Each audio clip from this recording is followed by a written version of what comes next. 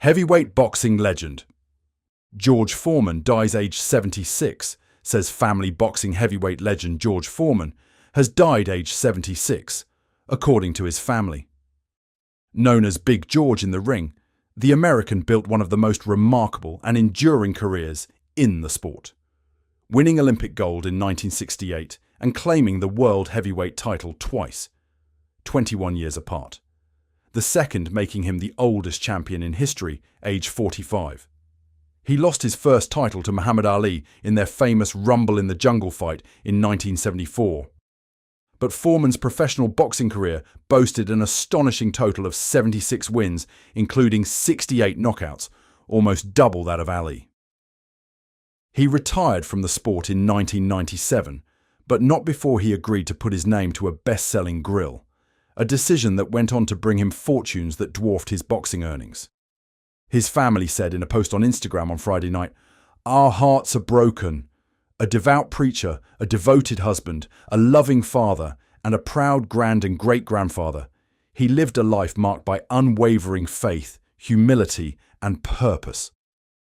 The statement added, "A humanitarian, an Olympian, and two-time heavyweight champion of the world, he was deeply respected, a force for good, a man of discipline and conviction, and a protector of his legacy, fighting tirelessly to preserve his good name for his family."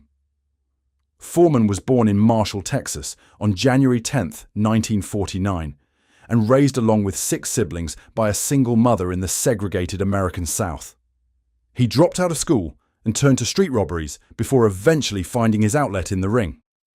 Foreman won the heavyweight gold medal at the 1968 Olympics in Mexico City, aged 19, before turning pro and winning 37 consecutive matches. He lost only 5 bouts over his career. He beat previously undefeated reigning champion Joe Frazier in Kingston, Jamaica in 1973, knocking him down 6 times in the first 2 rounds. His 1974 Rumble in the Jungle against Ali in Kinshasa, Zaire, now the Democratic Republic of the Congo, remains one of the most famous boxing matches ever. Ali, the older man, was the underdog after he was stripped of his crown 7 years earlier for refusing to be drafted into the Vietnam War. Foreman reflected on the legendary fight 50 years later in an October interview with BBC World Service NewsHour, explaining that everyone thought he was going to decimate Ali. "Oh, he's not going to last 1 round, the boxer said experts were predicting at the time. Foreman told the BBC he typically would get real nervous and have butterflies before any boxing match. But that night, it was the most comfortable he had felt. But the wily Ali used a tactic that later became known as rope-a-dope, which wore out Foreman, causing him to throw out hundreds of punches before Ali unloaded on him in the 8th round and scored a knockout. After a second professional loss, Foreman retired in 1977 and became an ordained minister at the Church of the Lord Jesus Christ in Texas, which he founded and built. He told the BBC his defeat to Ali became the best thing that ever happened to me, as it ultimately led him to get my message out through preaching. He recalled that his preaching started small, on street corners and with friends, then grew.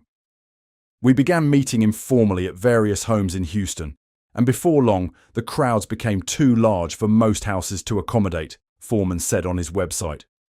"Eventually, we bought a piece of land and an old, dilapidated building on the northeast side of Houston."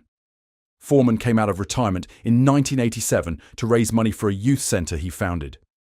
He won 24 matches before losing to Evander Holyfield after 12 rounds in 1991. In 1994, Foreman knocked out undefeated Michael Moorer to become the oldest ever heavyweight champion at age 45. He became an ad pitch man for his George Foreman grill, which millions have purchased since it hit the market in 1994, thanks partly to his memorable catchphrase, "the lean mean grilling machine." Foreman was married 5 times. He has a dozen children, including 5 sons who are all named George. He explained on his website that he named them after himself, so they would always have something in common. "I say to them, if one of us goes up, then we all go up together," he explained. And if one goes down, we all go down together.